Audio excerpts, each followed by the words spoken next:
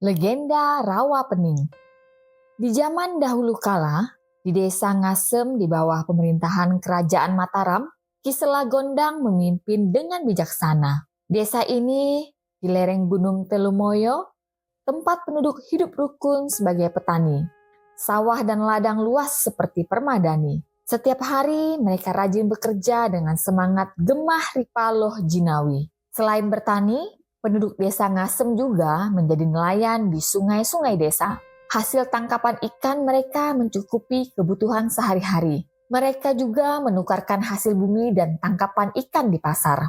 Desa Ngasem dikenal dengan kelimpahan hasil bumi, sebagian dinikmati penduduk dan sebagian lainnya dipersembahkan sebagai upeti kepada Kadipaten. Di bawah kepemimpinan Ki Sela Gondang, Desa Ngasem menjadi lambang kemakmuran dan kedamaian. Kebijaksanaannya membuat rakyat mencintainya, menganggapnya sebagai harapan. Sikapnya yang santun dan adil membuat rakyat segan dan hormat. Ki Sela Gondang adalah pemimpin yang melayani rakyat, bahkan turut serta dalam pembangunan desa. Dia memiliki istri dan putri cantik bernama Endang Sawitri. Mendekati perayaan Merti Desa dan sedekah bumi di Desa Ngasem, para penduduk sibuk mempersiapkan segala sesuatu. Gadis-gadis berlatih tarian yang elok untuk ditampilkan. Sementara pemuda dan kepala keluarga menghias tanah lapang dengan janur dan bambu. Para ibu sibuk menyiapkan hidangan lezat. Semua persiapan berpusat di kediaman Ki Sela Gondang yang menjadi pusat kesibukan di desa. Suatu malam, Ki Sela Gondang mengumpulkan semua perangkat desa di pendapa rumahnya untuk merencanakan Merti Desa. Dalam tradisi tersebut, mereka membutuhkan sarana tolak bala dan pusaka sakti dari Ki Hajar Salokantara, seorang resi terkenal. Ki Sela Gondang juga memerintahkan persiapan dan undangan kepada para demang, adipati, dan pejabat kadipaten. Nyai Sela Gondang dan Endang Sawitri hadir dalam rapat, meskipun Nyai Sela tampak gelisah. Akhirnya dia bertanya kepada suaminya selaku pemimpin rapat malam itu. "Maaf Kakang Sela, mengapa tidak lebih bijaksana jika Kakang mengutus seseorang perangkat untuk mendampingi putri kita? Jangan khawatir nih Mas, aku yakin Endang Sawitri mampu melakukan perjalanan sendiri ke padepokan sahabatku Ki Hajar Salokantara. Olah kanuragannya sudah cukup baik. Ki Sanu Amerta, gunu olah kanuragan Endang Sawitri, telah mengabarkan kepadaku bahwa putri kita sudah menguasai beberapa jurus andalannya," jawab Ki Sela Gondang dengan penuh keyakinan. "Bukankah begitu Nak?" tanya Ki Sela Gondang memandang Endang Sawitri, putri semata wayangnya. Dengan senyum, Endang Sawitri mengangguk setuju sebagai jawaban kepada ayahnya. "Kau lihat sendiri bukan nih Mas? Putri kita sudah siap menerima perintah dari ayahnya," ujar Ki Sela Gondang sambil tersenyum kepada istrinya. "Baiklah Kakang, ibu hanya bisa berdoa dan memberimu restu Nak," kata Nyai Sela Gondang sambil memeluk Endang Sawitri dengan ragu di matanya. Meski khawatir, ia merelakan putrinya pergi menunaikan perintah Ki Sela Gondang demi ketaatan kepada suaminya dan cintanya pada sang putri. Endang Sawitri menuruti titah ayahnya untuk meminjam pusaka dari sahabatnya sang resi. Dia menunggang kuda melintasi jalan berbatu dan ngarai yang indah, sesekali mampir di sungai untuk menikmati alam. Meski terkadang dihantui gejolak remaja, kebahagiaannya tidak terbantahkan. Ia menikmati perjalanan sambil mengagumi keindahan desanya dan merasa bangga akan kepemimpinan ayahnya Ki Sela Gondang. Dalam hatinya ia berdoa agar kebahagiaan terus menyelimuti desa yang dia cintai. Setelah perjalanan yang melelahkan, Endang Sawitri tiba di padepokan Ki Hajar Salokantara. Setelah perjalanan melelahkan, Endang Sawitri tiba di padepokan Ki Hajar Salokantara. Dengan hormat dia mengetuk pintu gerbang padepokan sambil mengucapkan salam. Namun tak ada jawaban. Meskipun telah mengulangi beberapa kali, tetap tak ada respon. Ketika Endang Sawitri mengulangi salam dan ketukan untuk keenam kalinya dengan suara agak nyaring, akhirnya terdengar suara langkah dan jawaban dari dalam padepokan. Pintu gerbang berderit dan terbuka. Dengan senyum penuh hormat, Endang Sawitri membungkuk memberi salam kepada lelaki yang membuka pintu gerbang. Tanpa menunggu lama, ia memperkenalkan diri dan menjelaskan maksud kedatangannya. Ternyata lelaki itu adalah murid Ki Hajar Salokantara.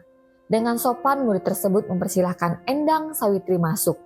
Dia juga menuntun dan menambatkan kuda Endang Sawitri di tempat penambatan kuda tamu di padepokan. Endang Sawitri duduk sopan di pendapa padepokan itu.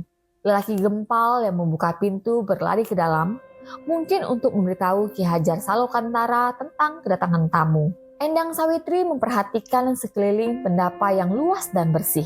Gebyok kayu jati dengan ukiran menawan menghiasi ruangan, sementara bokor-bokor kuningan dan beberapa tombak runcing diletakkan di sudut-sudut.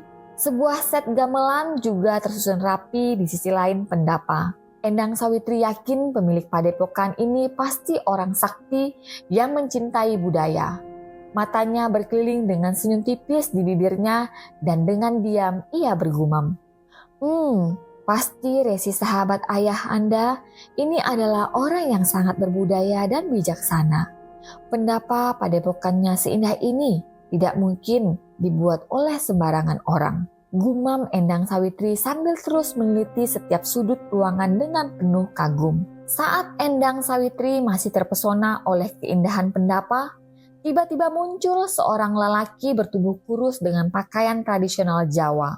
Dia adalah juru masak padepokan. Silahkan dinikmati teh dan makanannya Kisanak.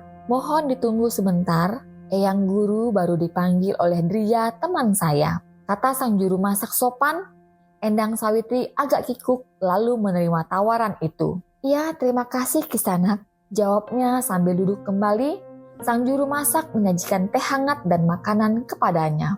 Silahkan Kisanak, ucap sang juru masak sebelum pamit kembali ke dapur. Beberapa saat kemudian dari dalam padepokan muncullah seorang lelaki setengah baya dan bertumbuh tinggi tegap, berjubah hitam dan mengenakan ikat kepala berwarna hitam. Senyum penuh karisma milik lelaki berjenggot panjang yang berwarna putih itu membuat Endang Sawitri terkesiap dan bangkit memberikan hormat. Sampurasun Ki, perkenalkan, saya Endang Sawitri, putri dari kepala desa Ngasem.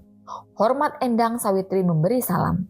Rampes Putri Ayu, rupanya Putri Kisela Gondang ini telah tumbuh menjadi gadis cantik. Sambut lelaki yang tak lain adalah Ki Hajar Salokantara. Ada angin apa Kisela Gondang mengutusmu kemari Cah Ayu? Tidak biasa Kisela Gondang mengutus putrinya. Biasanya Kisela mengutus perangkatnya ke sini. Lanjut sang resi sambil mengelus-ngelus jenggot putihnya. Ki, di desa Ngasem akan diadakan merti desa. Ayah saya sebagai kepala desa ingin mengadakan pesta rakyat.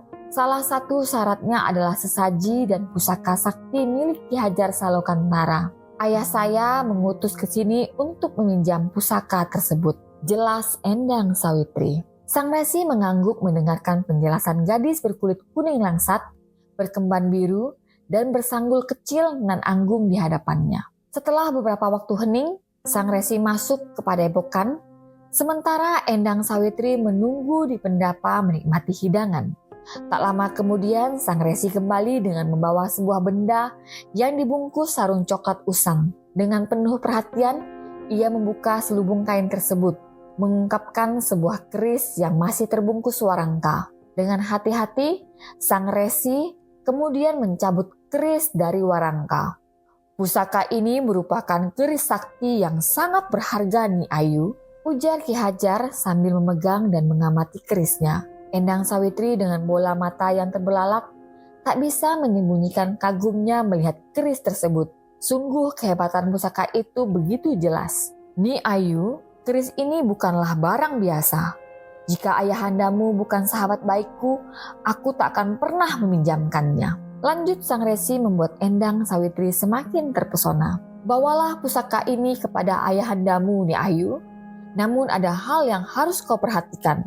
Maaf, apakah Ni Ayu dalam keadaan suci? Tanya Ki Hajar Salokantara. Ki, saya masih dalam keadaan yang bersih, jawab Endang Sawitri dengan senyum manis. Bagus, bawalah dengan hati-hati. Ingat, jangan meletakkannya di pangkuanmu," pesan Sang Resi seraya menyerahkan pusaka itu.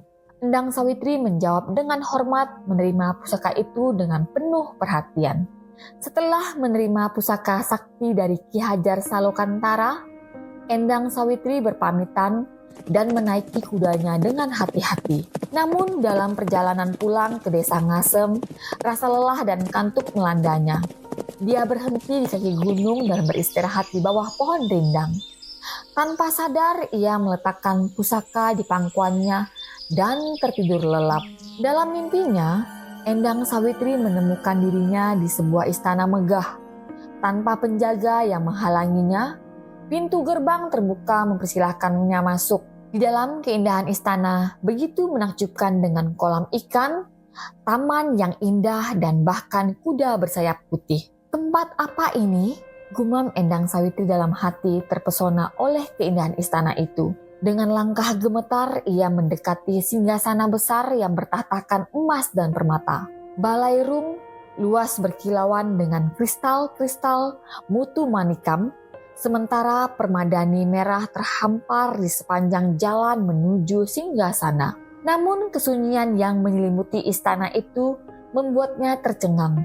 Meskipun gemericik air kolam dan cicit burung bersahutan mengisi ruangan, tidak ada kehadiran manusia. Tiba-tiba tepukan lembut di pundak kirinya membuatnya berbalik dengan gemetar. Di hadapannya seseorang lelaki tampan memberikan sebilah keris tanpa berkata sepatah pun.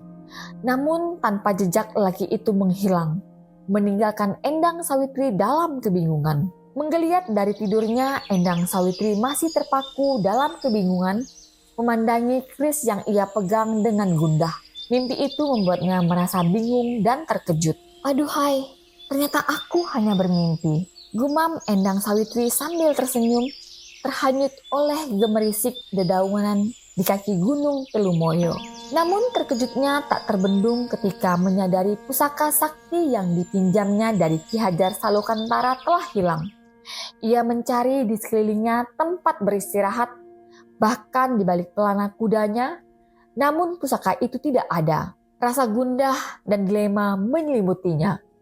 Ia merasa bingung, tidak tahu harus bertindak bagaimana. Kembalinya ke Padepokan berarti melanggar pesan Sang Resi, tapi kembali ke desa Ngasem akan meninggalkan acara merti desa dan sedekah bunyi. "Ya Dewata Sang Hyang Widiwasa, alangkah cerobohnya aku. Aku lalai ya Dewata," rutuk Endang Sawitri, air matanya berlinang menyesali kelalaiannya. "Mungkin inilah jawaban dari keraguan ibunda kepadaku.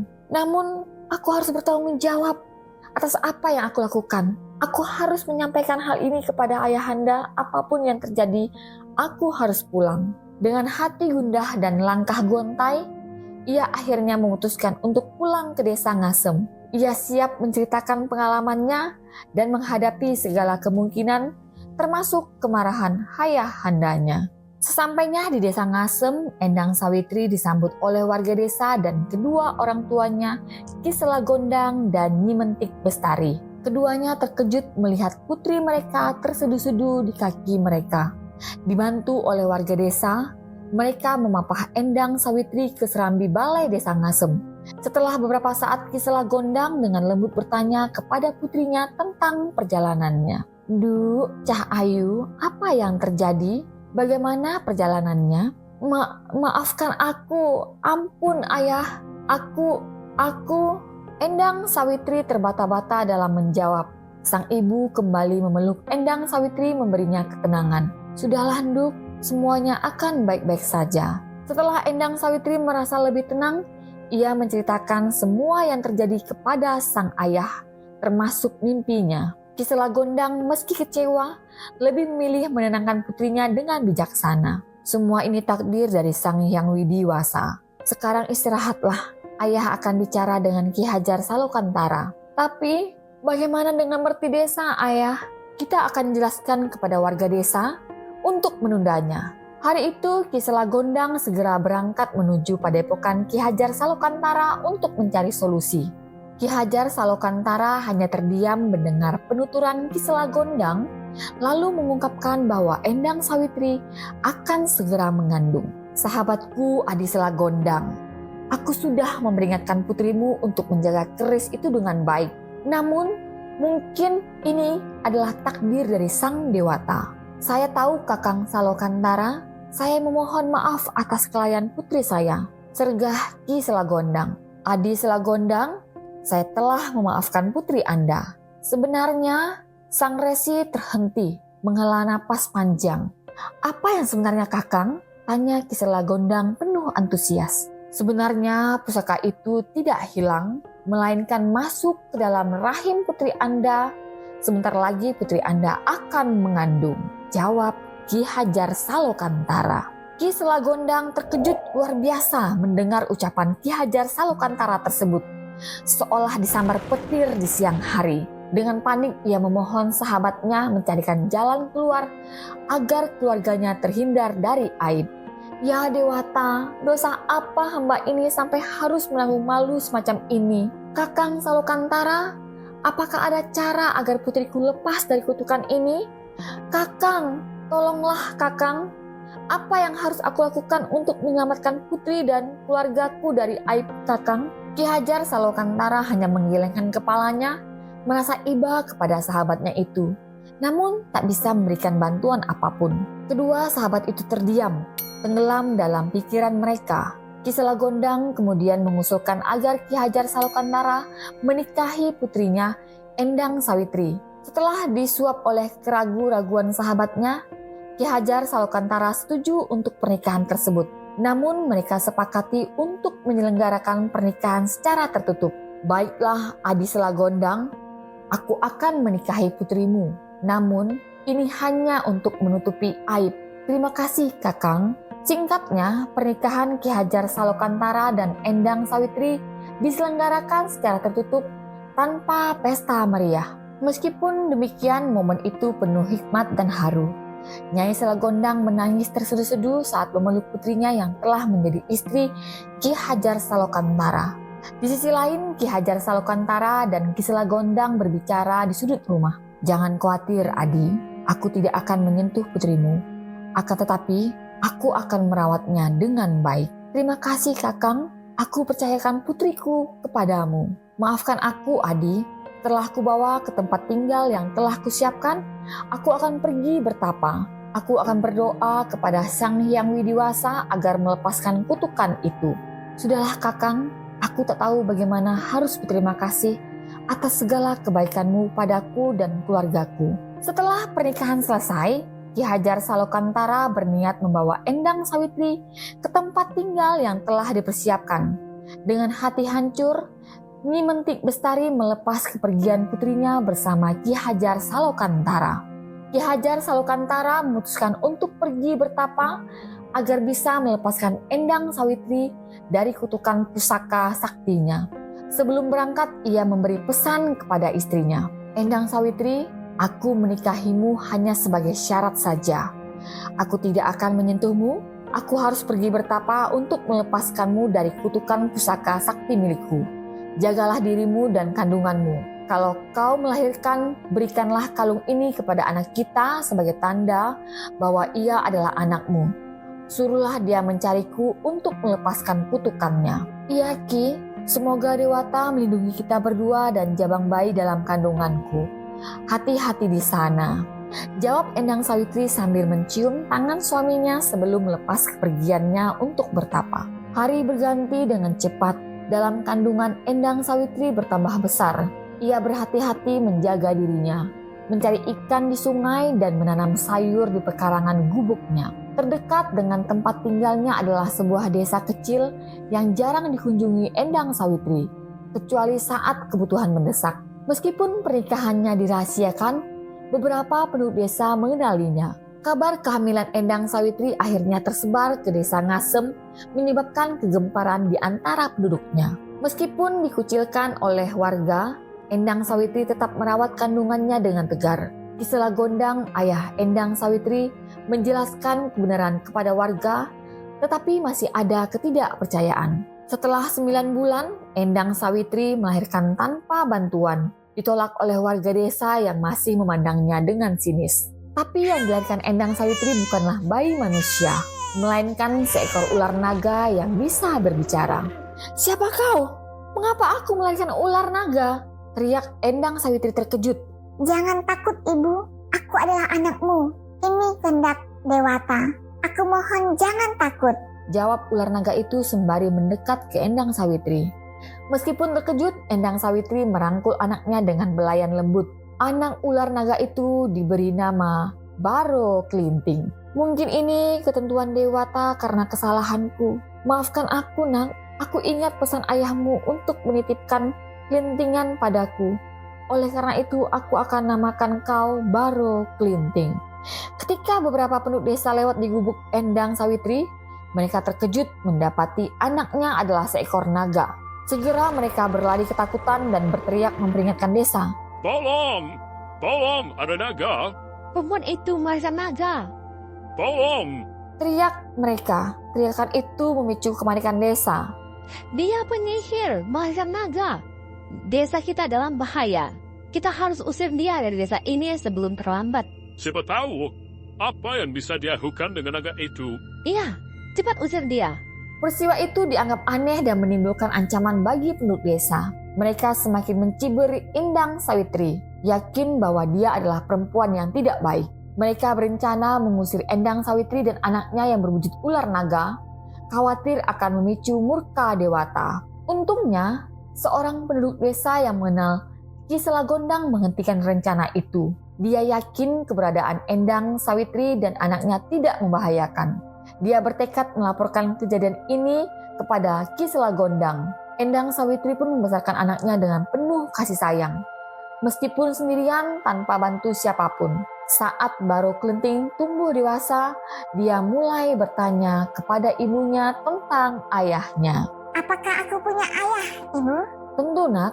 Di mana ayah sekarang? Mengapa dia tidak bersama kita?"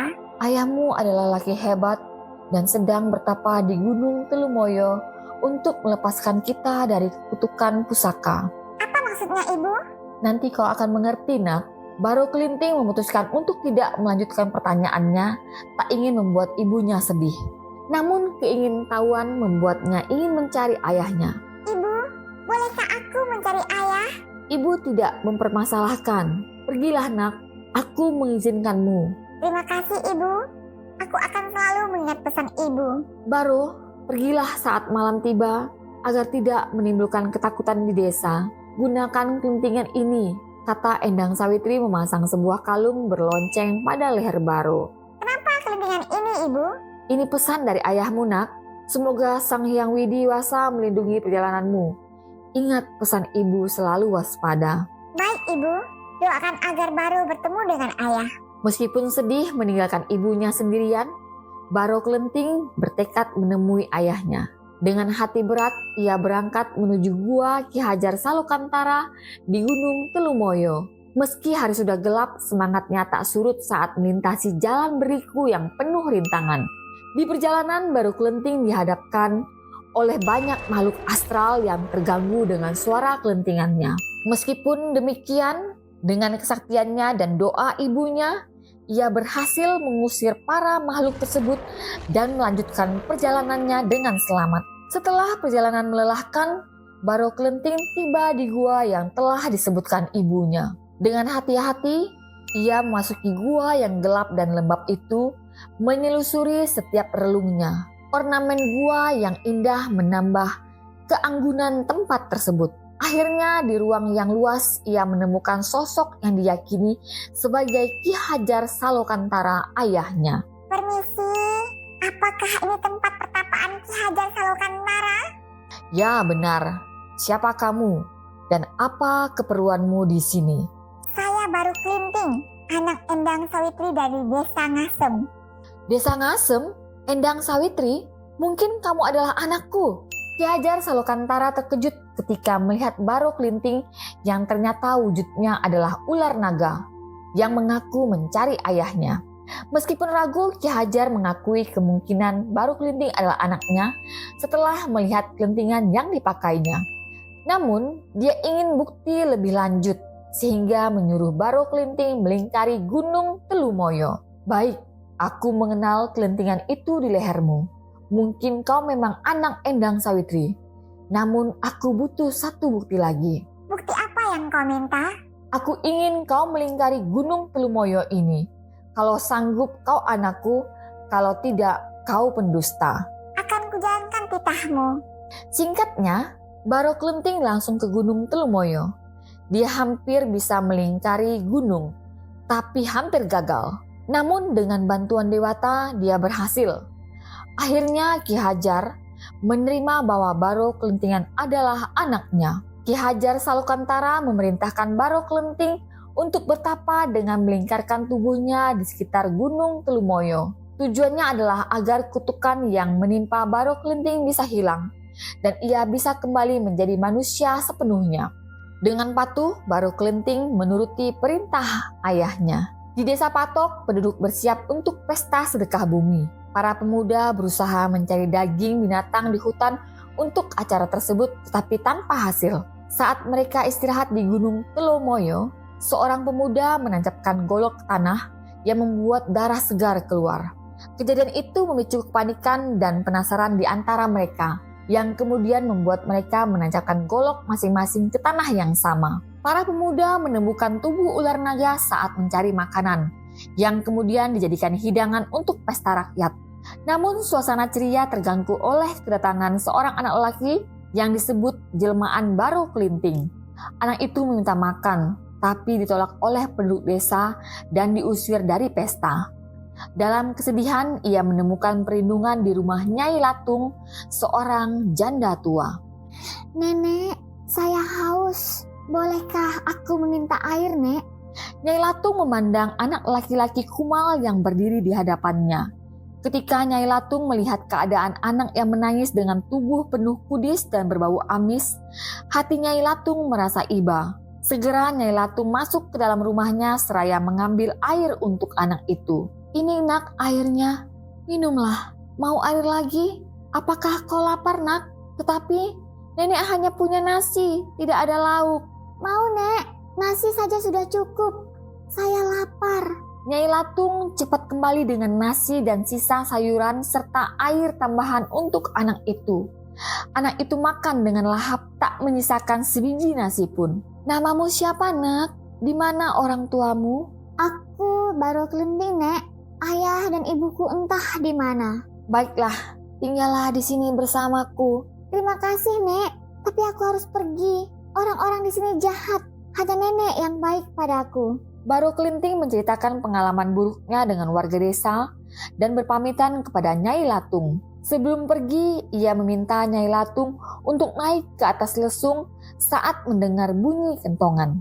Meskipun tidak paham, Nyai Latung setuju. Kemudian Baro Klenting kembali ke pesta untuk meminta makanan, tapi ditolak lagi oleh penduduk desa. Baro Klenting marah dan masuk ke tengah-tengah arena pesta, menantang siapapun yang bisa mencabut lidi yang ditanam. Siapa yang bisa mencabut lidi ini? Penduduk desa menertawakannya, menganggapnya gila. Namun Baro Klenting tetap menantang mereka. Penduduk desa semakin marah pada Baro Klenting dan menginginkannya pergi. Seorang lelaki besar mencabut lidi tersebut, namun gagal dan malah terlempar keluar arena. Kerumunan terperangah, bingung bagaimana lidi yang tampak rapuh itu begitu kuat. Baro Klenting mengejek mereka, menyebut mereka sombong namun lemah. Seorang lelaki berkulit hitam legam maju menantang Baro Klenting. Dengan penuh determinasi, dia siap mencabut lidi. Baro Klenting menantangnya dengan penuh semangat. Ternyata lelaki tersebut juga mengalami nasib yang sama, terpental jauh dari arena. Para penduduk desa bergantian mencoba mencabut lidi tetapi gagal. Usaha mereka sia-sia meskipun mereka mengumpulkan orang dengan tubuh lebih besar. Baro Klenting menyaksikan dengan geram, menyatakan bahwa kesombongan mereka akan berakhir dengan harga yang mahal. Akhirnya, Baro Klenting mendekati lidi yang ia tanam. Penduduk desa penasaran dan mendekat. Dengan satu tangan, Baro Klenting mencabut lidi dengan mudah dan air mulai menyembur keluar dengan deras dari lubang bekas lidi itu. Kejadian itu membuat panik penduduk desa. Beberapa bahkan memukul kentongan sebagai tanda bahaya. Air bah yang mulai menggenangi desa Patok menyebabkan panik di antara penduduk yang berusaha menyelamatkan diri. Di tempat lain, Nyai Latung mendengar bunyi kentongan dan merasa heran dengan datangnya air bah yang tiba-tiba. Tiba-tiba ia ingat pesan Baru Kelenting untuk naik ke atas lesung. Dalam kebingungannya, Nyai Latung melihat air terus naik, menggenangi gubuk dan sekitarnya. Lesung tempat ia berada pun terapung. Dalam sekejap, air membanjiri desa Patok dan Nyai Latung menyaksikan tangganya tenggelam. Kejadian itu terasa begitu cepat, membuat Nyai Latung hanya bisa terdiam dalam kebingungan yang amat sangat. Setelah beberapa saat, lesung tempatnya berada terbawa ke tepi, memungkinkannya naik ke darat. Matanya masih tidak percaya dengan apa yang baru saja terjadi. Desa Patok, tempat tinggalnya selama ini, lenyap bersama seluruh penduduknya. Nyai Latung menyadari bahwa ia satu-satunya yang selamat dari bencana itu. Ia merenung tentang sosok Baru Kelenting. Siapa sebenarnya Baru Kelenting? Apakah ia adalah jelmaan dewata yang murka terhadap penduduk desa? Dalam keheningan, ia melihat genangan air berubah menjadi rawa yang luas. Rawa berair bening ya, itulah nama yang cocok untuk tempat ini, ucap Nyai Latung. Akhirnya Nyai Latung memilih tinggal di pinggir rawa tersebut dan menamainya Rawa Pening, terinspirasi dari air bening yang berbentuk rawa-rawa. Tempat itu semakin ramai seiring kedatangan pendatang yang menetap di sana. Di sisi lain, Ki Hajar Salokantara yakin bahwa Baru Kelenting adalah anaknya yang terbebaskan dari kutukan sebagai jelmaan dari pusaka sakti. Mereka bertemu di lereng Gunung Telumoyo dan bersama-sama pulang untuk bertemu dengan Endang Sawitri. Legenda Naga Erau dan Putri Karang Melenu Berasal dari daerah Kutai Kartanegara di Kalimantan Timur, Indonesia. Legenda ini merupakan bagian dari cerita rakyat yang penting bagi masyarakat Kutai dan terkait dengan tradisi budaya mereka, termasuk upacara adat Erau yang sangat terkenal. Pada zaman dahulu kala, di kampung Melanti, hulu dusun tinggallah sepasang suami istri. Petinggi hulu dusun dan istrinya yang bernama Babu Jaruma. Usia mereka sudah cukup lanjut, namun belum dikaruniai seorang anak. Mereka selalu memohon kepada Dewata agar diberikan keturunan sebagai penerus keluarga mereka. Suatu hari, cuaca berubah sangat buruk. Hujan turun dengan sangat lebat selama 7 hari 7 malam. Petir menyambar dan guntur bergemuruh, disertai angin kencang yang membuat tak seorang pun penduduk hulu dusun berani keluar rumah, termasuk petinggi hulu dusun dan istrinya.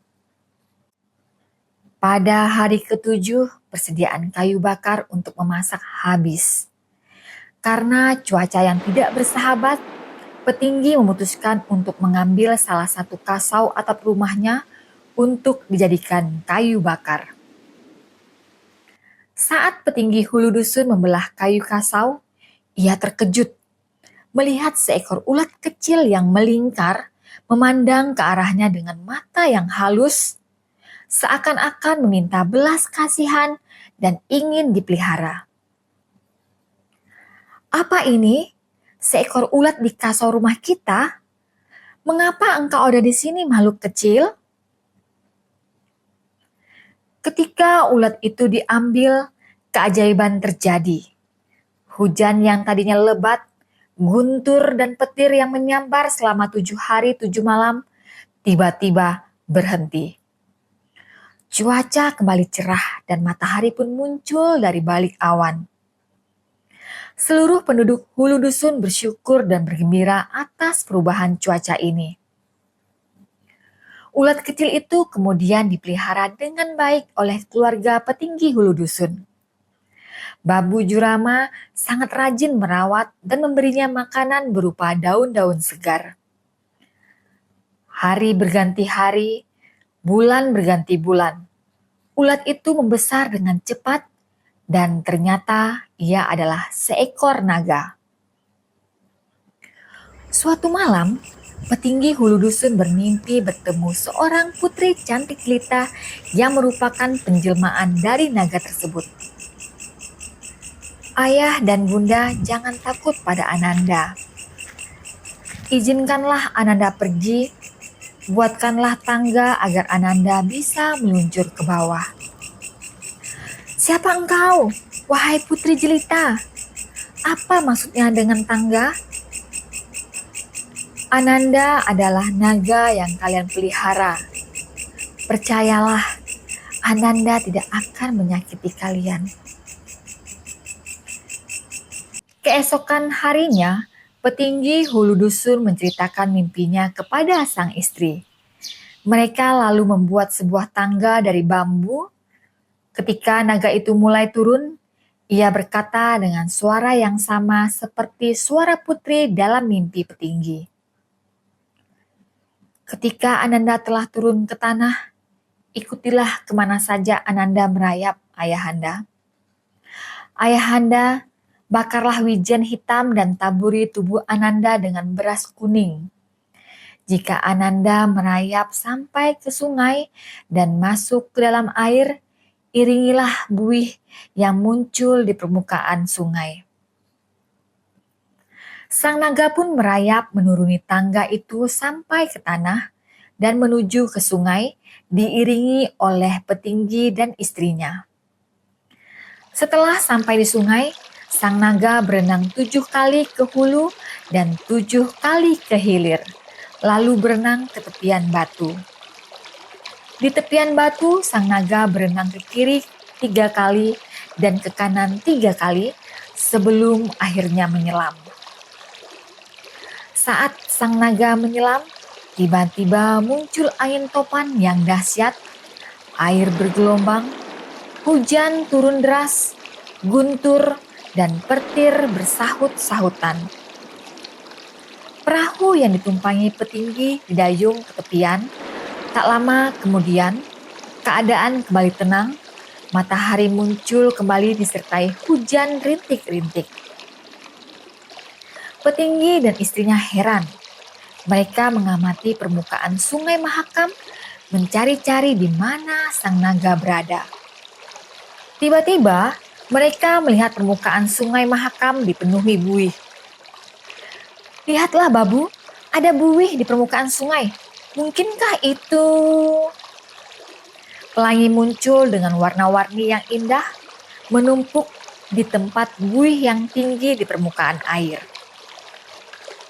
Babu Jaruma melihat sesuatu yang bercahaya di antara buih tersebut.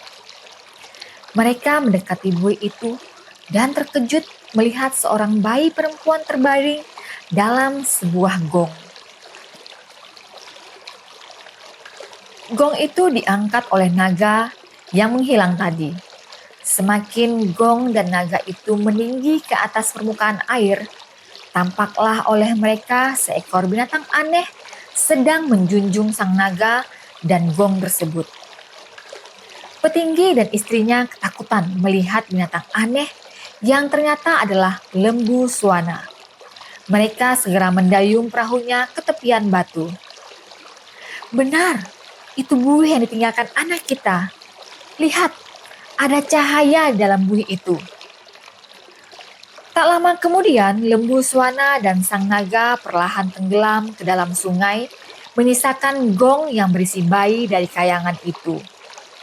Gong dan bayi tersebut segera diambil oleh Babu Jaruma dan dibawa pulang. Bayi itu dirawat mereka dan sesuai dengan mimpi yang dialami mereka, bayi itu diberi nama Putri Kerang Melenu. Bayi perempuan ini kelak menjadi istri Raja Kutai Kartanegara yang pertama, Aji Batara Agung Dewa Sakti. Nama Erau sendiri berasal dari kata eroh yang berarti ramai atau meriah. Erau merupakan upacara adat yang penuh kemeriahan diadakan untuk merayakan dan mensyukuri berbagai kejadian penting dalam kehidupan masyarakat Kutai. Upacara ini melibatkan berbagai profesi adat, tarian, dan permainan tradisional yang mencerminkan kebudayaan dan tradisi masyarakat Kutai yang kaya. Demikianlah mitologi Kutai mengenai asal mula naga yang menghantar Putri Junjung Buih atau Putri Karang Melenu. ibu suri dari raja-raja Kutai Kartanegara dan asal-usul nama Erau yang melambangkan kemeriahan dan kebahagiaan dalam upacara adat masyarakat Kutai. Nah, itulah legenda Naga Erau dan Putri Karang Melenu. Legenda naga dari Kalimantan Selatan.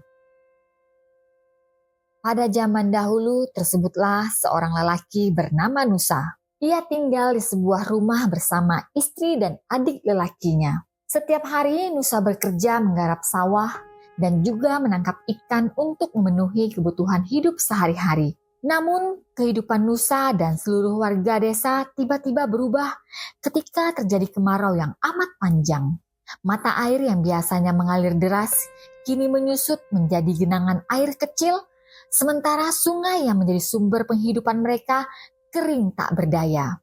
Tanaman di sawah layu dan mati, tak ada lagi hasil panen yang bisa mereka andalkan. Dalam kesulitan ini, Nusa bersama dengan warga desa lainnya berusaha mencari cara untuk bertahan hidup. Mereka merencanakan berbagai strategi, mulai dari menabung air hujan hingga mencari sumber air alternatif. Namun usaha mereka tampaknya sia-sia karena kemarau yang tak kunjung reda. Nusa dengan tekad yang teguh terus bekerja keras mencari solusi. Ia mengingatkan dirinya sendiri bahwa di balik setiap kesulitan pasti ada jalan keluar. Meskipun demikian, keadaan semakin memburuk. Kehidupan di desa menjadi semakin sulit. Rasa putus asa mulai menyelinap di dalam hati Nusa dan warga desa lainnya. Namun di tengah kegelapan itu, ada cahaya kecil harapan yang terus menyala. Mereka bersama-sama menguatkan satu sama lain, saling memberi dukungan dan semangat. Setelah berbulan-bulan merasakan penderitaan akibat kemarau yang melanda desa mereka, Nusa merasa bahwa tak ada lagi pilihan selain meninggalkan tempat ini demi mencari kehidupan yang lebih baik. Dengan hati yang berat namun penuh harapan, ia memutuskan untuk membawa istri dan adiknya menuju daerah lain yang masih memiliki sumber air yang cukup. Mungkin ini adalah keputusan yang sulit, namun kita harus melakukannya demi masa depan kita.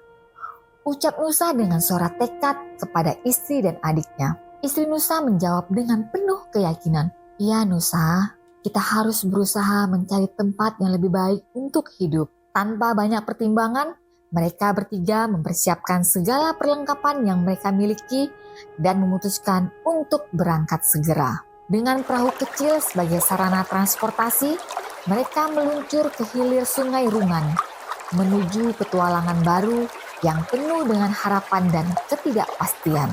Karena masih kemarau panjang, sarana transportasi air sangatlah sulit. Perjalanan yang mereka tempuh cukup melelahkan. Hari demi hari berlalu tanpa mereka sadari dan perbekalan mereka mulai menipis. Namun Nusa tetap bertekad untuk terus maju karena ia percaya bahwa tempat baru itulah mereka akan menemukan kehidupan yang lebih baik. "Hati-hati Nusa, kita hampir kehabisan makanan," ucap istri Nusa dengan nada cemas saat melihat sisa-sisa persediaan mereka. "Kita harus kuat dan bersabar.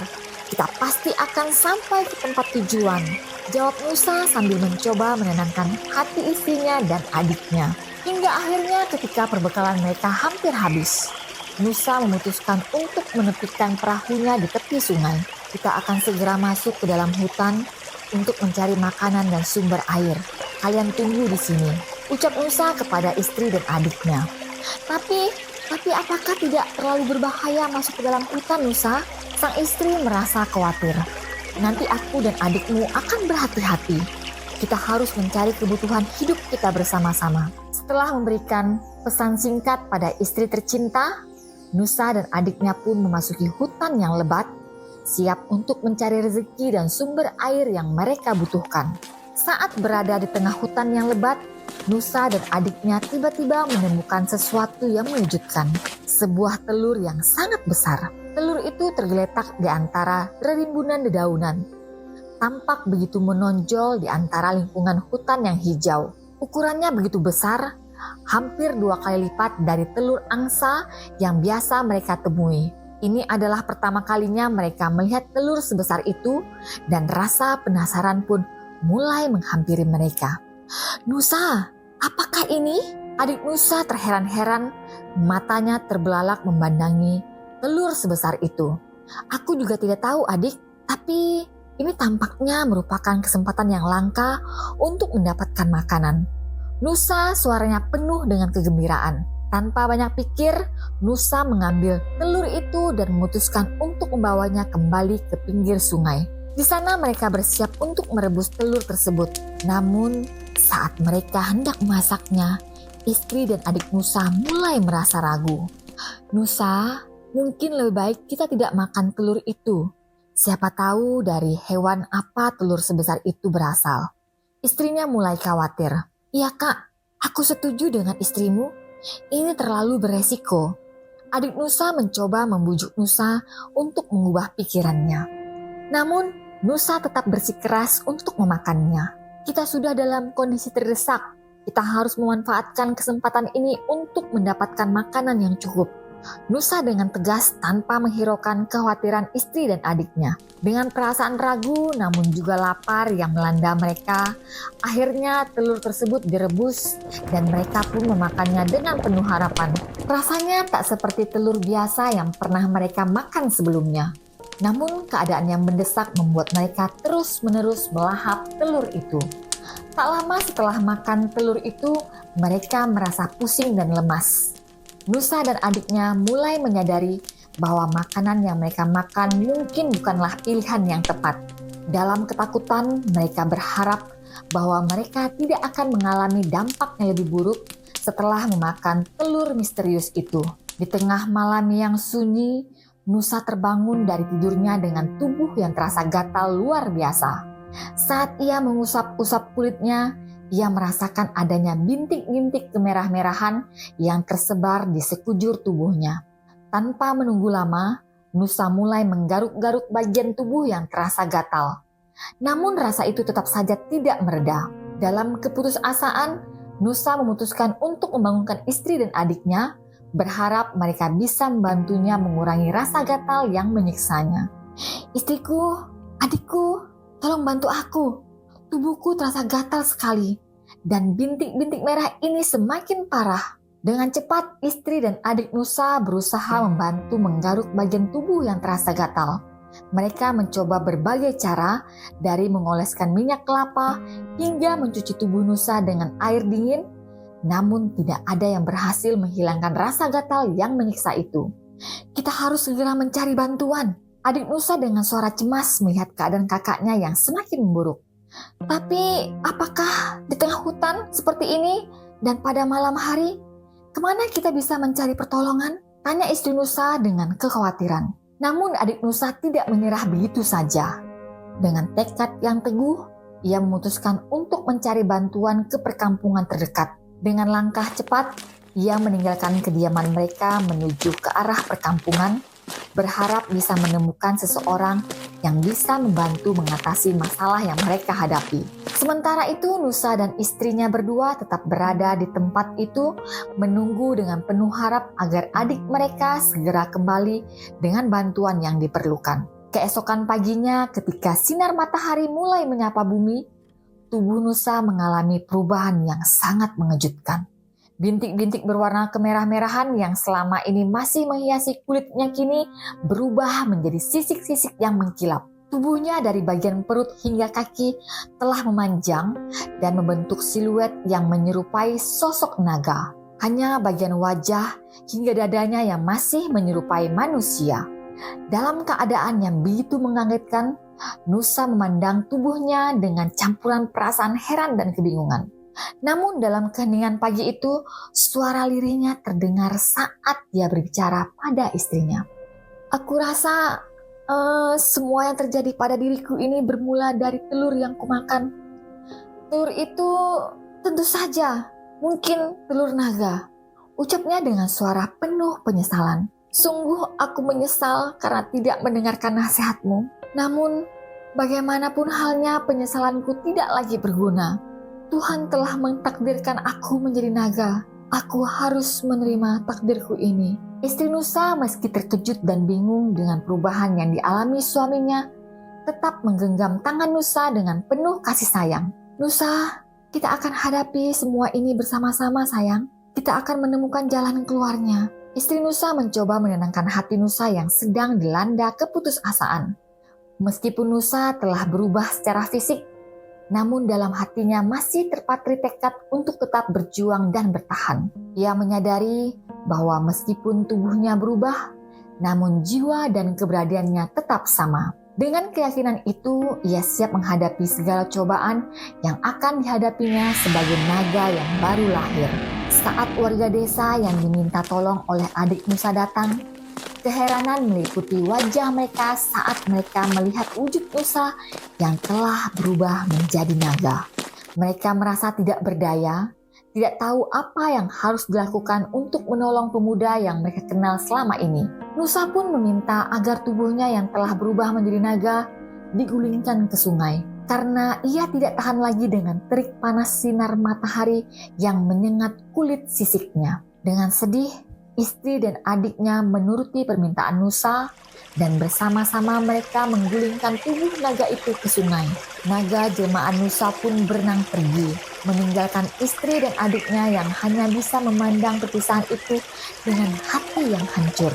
Mereka tahu bahwa kehidupan Nusa kini telah berubah secara drastis dan mereka tidak tahu apa yang akan terjadi selanjutnya.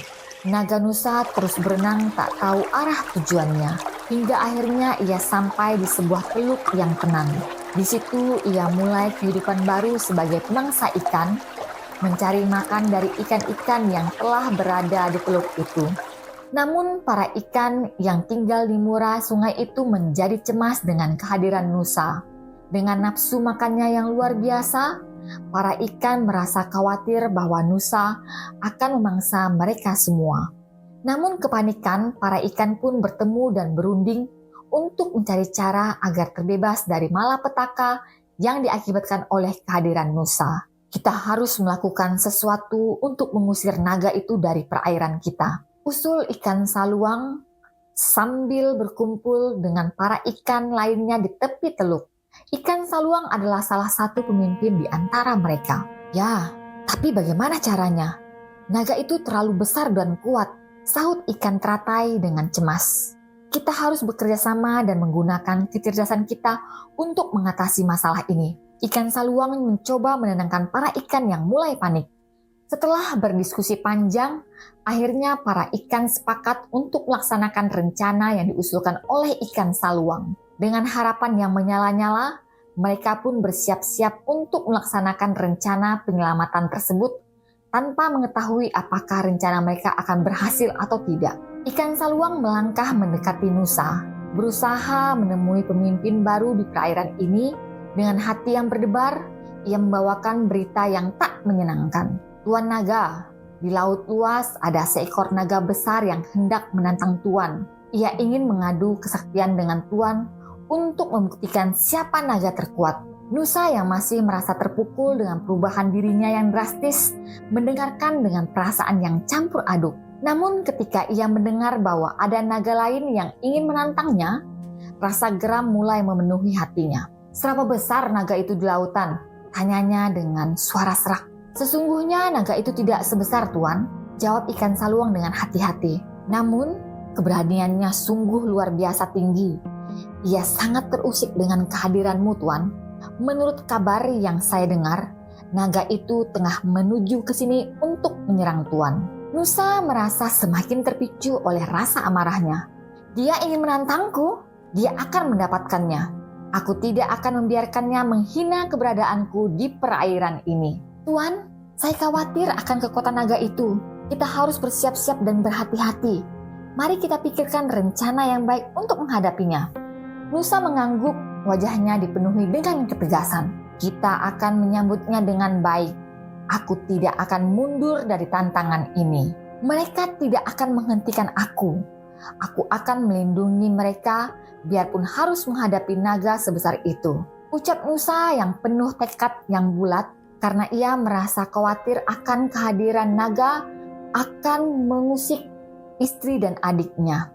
Semakin bertambah kegeraman dalam diri Nusa, setiap detik berlalu terasa seperti waktu yang terbuang sia-sia baginya. Ia merasa semakin tidak sabar untuk segera menghadapi naga besar itu dan mengakhiri segala kekacauan yang telah menimpanya. Namun ikan saluang dengan bijaksana menyarankan agar Nusa menunggu di muara. Hendaklah Tuan Naga menyimpan tenaga untuk menghadapi naga besar itu di tempat ini. Jika Tuan Naga mencarinya di lautan luas, bisa saja Tuan Naga akan kelelahan. Nusa meskipun awalnya enggan menerima saran tersebut, karena rasa kegelisahan dan kemarahannya yang memuncak, akhirnya mengerti bahwa kebijaksanaan dan kesabaran mungkin menjadi kunci untuk menghadapi ancaman yang lebih besar. Aku mengerti ikan saluang, aku akan menunggu di sini. Berhari-hari berlalu tanpa kehadiran naga besar dari laut yang ditunggu-tunggu. Nusa terus waspada, tidak berani tidur sedetik pun. Setiap kali matanya hampir terpejam, ia segera membuka mata dan memeriksa sekelilingnya, takut naga itu akan muncul secara tiba-tiba. Namun karena telah berhari-hari tidak tidur dengan baik, tubuh Nusa mulai memberontak. Meskipun hatinya selalu waspada, kelelahan fisik akhirnya mulai merajai. Nusa berjuang keras untuk tetap terjaga, tetapi akhirnya tubuhnya yang lelah tak bisa lagi menahan kantuk yang memuncak. Betapapun aku waspada, tapi tubuhku tak bisa lagi menahan kantuk ini, ujar Nusa dalam keputusasaan. Ikan saluang yang terus mengawasi Nusa mendekatinya dengan hati yang penuh keprihatinan. Tuan Naga, Anda harus beristirahat sejenak. Jika tubuh Anda kelelahan, Anda tidak akan dapat menghadapi naga besar dengan baik. Biarkan saya menjaga Anda sementara, Anda istirahat sebentar. Nusa merasa terharu dengan kepedulian ikan saluang. Meskipun awalnya enggan untuk merelakan dirinya tidur, akhirnya ia mengerti bahwa istirahat sejenak mungkin memang menjadi hal yang terpenting untuk menghadapi pertarungan besar yang akan datang. Nusa pun akhirnya membiarkan dirinya terlelap dalam tidur yang panjang, berharap bahwa ia akan bangun dengan kekuatan yang lebih besar untuk menghadapi tantangan yang menanti di masa depan. Saat Nusa tertidur lelap, ikan saluang dengan hati yang berdebar-debar mendekati ekor Nusa. Dengan suara yang keras, ia memanggil Nusa dengan teriakan yang menggema di sepanjang sungai. "Bangun Tuan Naga, musuhmu telah datang, musuhmu telah datang," ucap ikan saluang dengan sekuat tenaga, berharap suaranya dapat merentangkan aliran sungai dan mencapai telinga Nusa yang sedang tidur. Nusa terkejut mendengar teriakan ikan saluang. Dengan refleks yang tajam, ia memutar kepalanya, menyebabkan air sungai bergolak-golak. Ia menyangka bahwa gelombang yang mengguncang sungai adalah tanda kedatangan musuhnya yang akan menyerangnya. Tanpa ragu, Nusa segera melancarkan serangannya. Digigitnya ekornya sendiri yang disangkanya adalah musuh, hingga akhirnya ekornya terputus dalam kegaduhan yang tercipta oleh dirinya sendiri. Nusa menjerit kesakitan ketika merasakan gigitan letih pada ekornya. Namun kesalahpahaman itu telah menimbulkan kejadian yang tidak terduga. Ikan saluang segera menyadari kebingungannya dan memanggil ikan-ikan lainnya untuk membantu. Mereka menggigit luka pada tubuh Nusa tanpa bisa menyelamatkannya dari rasa sakit yang memuncak. Nusa yang tidak berdaya semakin kesakitan akibat gigitan ikan itu. Kekuatan tubuhnya terus melemah dan akhirnya Nusa tewas setelah kehabisan darah.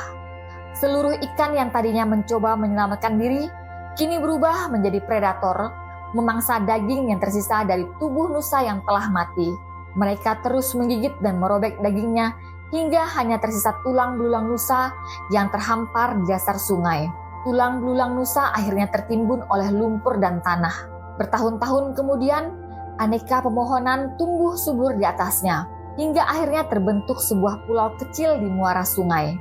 Warga setempat yang mengetahui kisah tragis Nusa menyebut pulau di muara sungai itu dengan nama Pulau Naga sebagai penghormatan terhadap sosok yang pernah menjadi bagian dari mereka.